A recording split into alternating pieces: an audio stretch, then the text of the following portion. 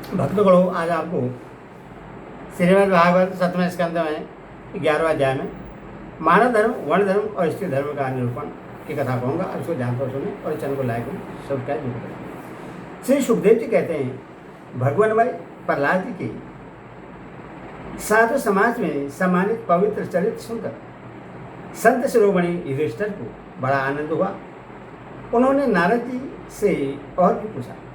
युधिष्ठिर ने कहा, भगवान, अब मैं वर्ण और आश्रमों के सदाचार के साथ मनुष्य के सनातन धर्म का श्रवण करना चाहता हूँ, क्योंकि धर्म से ही मनुष्य को ज्ञान, भगवत प्रेम और साक्षात परम पुरुष भगवान की प्राप्ति होती है। आप स्वयं प्रजापति ब्रह्मा जी के पुत्र हैं और नारद जी आपकी तपस्या, योग एवं समाधि के कारण हुए। अपने दूसरे पुत्रों की अपेक्षा आपका अधिक सम्मान भी करते हैं।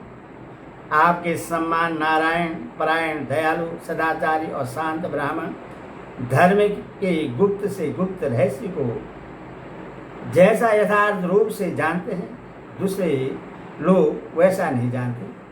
नारद जी ने कहा, युधिष्ठिर, अजन्मा भगवान ही समस्त धर्मों के मूल कारण है। वही प्रभु चराचर जगत के कल्याण के लिए धर्म और दक्ष पुत्री मूर्ति के द्वारा अपने अंश से अवतीर्ण होकर बद्रिकाश्रम में तपस्या कर रहे हैं।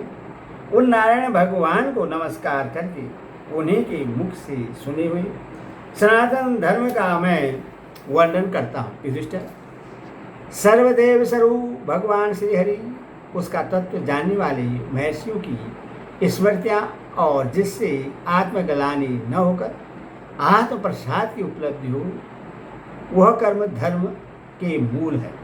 युधिष्ठिर, धर्म के 3 लक्षण शास्त्रों में कहे गए हैं: सत्य, दया, तपस्या, शौच, तितिक्षा, उचित अनुचित विचार, मन का संयम, इंद्रियों का संयम, अहिंसा, ब्रह्मचर्य, त्याग, स्वाध्याय, सरलता, संतोष, समदर्शी, महात्माओं की सेवा, धीरे धीरे संसारी भोगों की चेष्टा से निवृत्त मनुष्य के अभिमान पूर्वक प्रयत्नों का फल उल्टा ही होता है।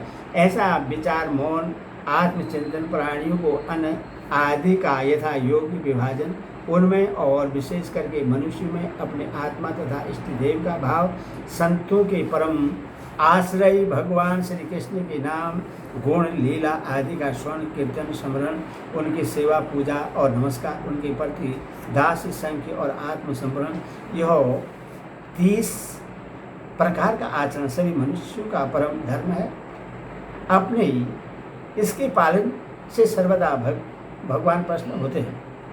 धर्मराज, जिनके वंश में अखंड रूप से संस्कार होते आए हैं और जिन्हें ब्रह्मा जी ने संस्कार के योग्य स्वीकार किया है, उन्हें द्विज कहते हैं। जन्म और कर्म से शुद्ध द्विजों के लिए यज्ञ, अध्ययन, दान और ब्रह्मचर्य आदि आश्रमों के विशेष कर्मों का विधान है। अध्ययन, अध्यापन, दान लेना, दान देना और यज्ञ करना, यज्ञ कराना, ये 6 कर्म ब्राह्मण के हैं। क्षत्रिय को दान नहीं देना चाहिए। प्रजा की रक्षा करने वाले क्षत्रिय का जीवन निर्वाह ब्राह्मण के सिवा और सबसे यथा योग्य कर तथा दंड, जुर्माना आदि के द्वारा होता है। वैश्य को सर्वदा ब्राह्मण वंश का अनुयायी रहकर गौरक्षा, कृषि एवं व्यापार द्वारा अपनी जीविका चलानी चाहिए। शूद्र का धर्म है दी जातियों की सेवा। उसकी जीविका का निर्वाह उसका स्वामी करता है। ब्राह्मण के जीवन निर्वाह के साधन 4 प्रकार के हैं: वार्ता, शालीन, यायावर और शिलोचन। इनमें से पीछे पीछे की वृत्तियाँ अपेक्षाकृत श्रेष्ठ हैं। निम्न वर्ण का पुरुष बिना आपत्ति काल के उत्तम वर्ण की वृत्तियों का अवलंबन न करे। क्षत्रिय दान लेना छोड़कर ब्राह्मण की शेष 5 वृत्तियों का अवलंबन ले सकता है। आपत्ति काल में सब वृत्तियों को स्वीकार कर सकते हैं। ऋतु, अमृत, मृत, परमृत, सत्यानृत, इनमें से किसी भी वृत्ति का आश्रय ले, परंतु स्वान वृत्ति का अवलंबन कभी न करें। बाजार में पड़े हुए अन्न उच्च तथा खेतों में पड़े हुए अन्न शील को भीन कर शिलोच्च वृत्ति से जीविका निर्वाह करना रीति है। बिना मांगे जो कुछ मिल जाए उसी अयाचित शालीन वृत्ति के द्वारा जीवन निर्वाह करना अमृत है। नित्य मांग कर लाना अर्थात ययावर वृत्ति के द्वारा जीवन यापन करना मृत है। कृषि आदि के द्वारा वार्ता वृत्ति से जीवन निर्वाह करना परमृत है। वाणिज्य सत्यानित्य है और निम्न वर्ण की सेवा करना स्वान वृत्ति है। ब्राह्मण और क्षत्रिय को इस अंतिम निदित वृत्ति का कभी आश्रय नहीं लेना चाहिए, क्योंकि ब्राह्मण सर्वदेवमय और क्षेत्रीय राजा सर्वदेवमय हैं। सम दम तप शौच संतोष समा सरलता ज्ञान दया भगवत प्राण और सत्य ये ब्राह्मण के लक्षण हैं।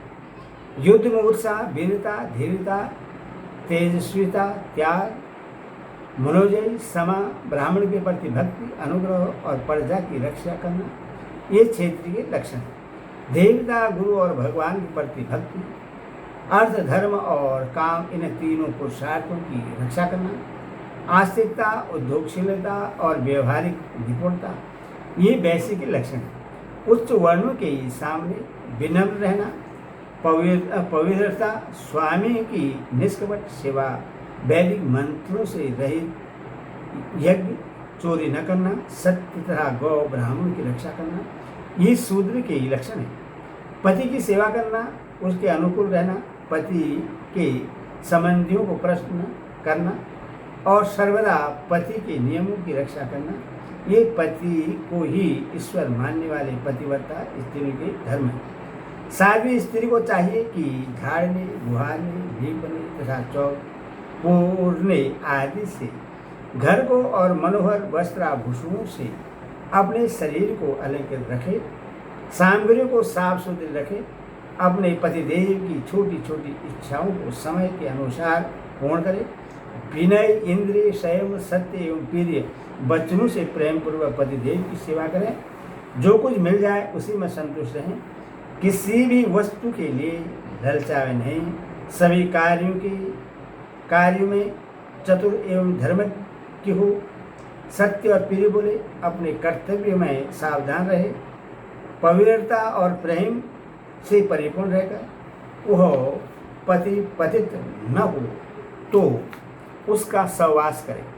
जो लक्ष्मी जी के इस समान पतिपरायण होकर अपने पति की उससे साक्षात भगवान का स्वरूप समझकर सेवा करती है, उसके पतिदेव वैकुंठ लोक में भगवत सारूप्य को प्राप्त होते हैं और वह लक्ष्मी जी के समान उनके साथ आनंदित होती है।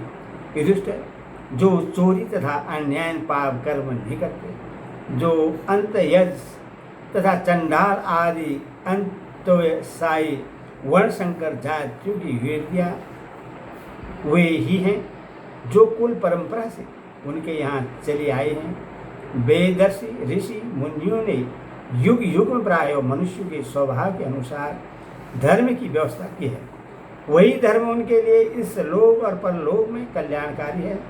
जो स्वाभाविक वृत्ति का आश्रय लेकर अपने स्वधर्म का पालन करता है, वह धीरे धीरे उन स्वाभाविक कर्मों से और भी ऊपर उड़ जाता है और गुणातीत हो जाता है। महाराज, जिस प्रकार बार बार होने से खेत स्वयं ही शक्तिहीन हो जाता है और उसमें अंकुर उगना बंद हो जाता है, यहाँ तक कि उसमें बोया हुआ बीज भी नष्ट हो जाता है, उसी प्रकार यह चित्त जो वासनाओं का खजाना है, विषयों का अत्यंत सेवन करने में स्वयं ही उब जाता है, परंतु सुलभ भोगों से ऐसा नहीं होता।